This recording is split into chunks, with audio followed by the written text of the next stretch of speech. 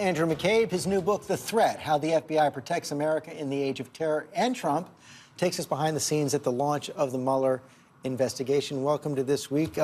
Poor man's J. Edgar Hoover? I don't even know what that means. It's not the first time that I've had to listen to the president say bizarre and untrue things about me, so it's unfortunate that this is getting a little bit routine. But I will say, I don't think there's anything sad or unfortunate about speaking truth to power and telling the story that you lived and the things you saw and heard and the reasons behind the decisions you made, and that's what I've tried to do with the book. Another man who's got a reputation for speaking truth to power, Robert Mueller. You worked for him at the FBI. Based on what you know, and you heard our previous discussion, well, what should we expect from Robert Mueller? Kind of a narrow, by-the-book prosecutor reporting, or someone who senses he has a broader responsibility to the public? It's a great question, George. I think first and foremost, what you can expect from Robert Mueller is an honest, independent assessment of the work that they've done. How much detail he chooses to go into to convey to the Department of Justice is a great question. I hope they lean on the detailed side.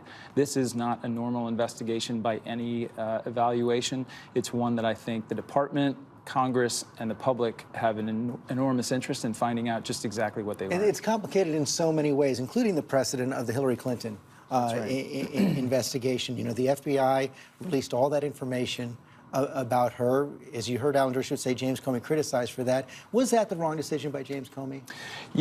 I absolutely agreed with Director Comey's approach at the time. And since, I've had the benefit of some reconsideration of those things that we did, and I think I'm pretty clear about it in the book. I think that decision was not well thought. I think we underestimated the kind of political toxicity of the environment that we were launching our conclusions into, and I think we overestimated our ability and Jim's ability to convince people of the great work that we had done. It is now a precedent, and in releasing the entire underlying case file is now a precedent as well. Is it one the FBI should follow in this investigation? I'm not sure that Jim's decision to announce it in July is a precedent. However, I think that it is a very concerning and now recent precedent.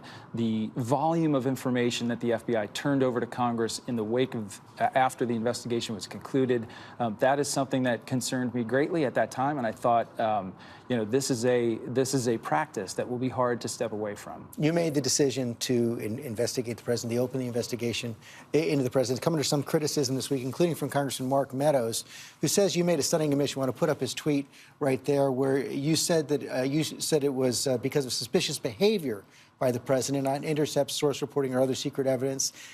Congressman Meadows says that is an abuse of power.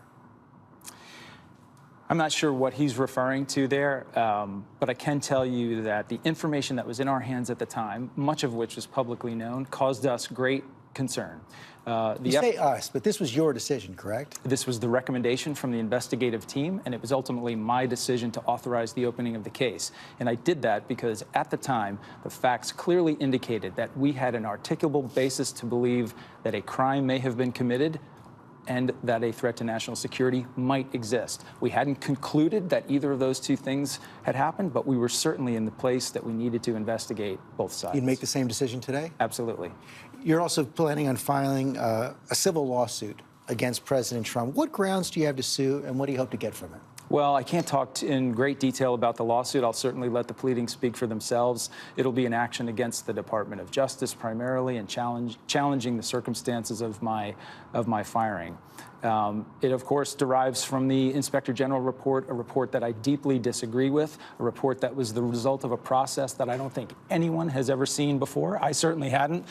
Excuse me. Do you think the president inspired that process?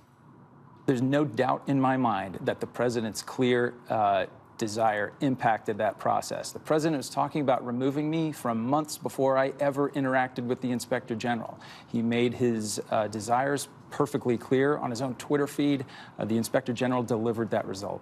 Andrew McCabe, thanks very much. Thank you, George. Hi, everyone. George Stephanopoulos here. Thanks for checking out the ABC News YouTube channel. If you'd like to get more videos, show highlights, and watch live event coverage, click on the right over here to subscribe to our channel. And don't forget to download the ABC News app for breaking news alerts. Thanks for watching.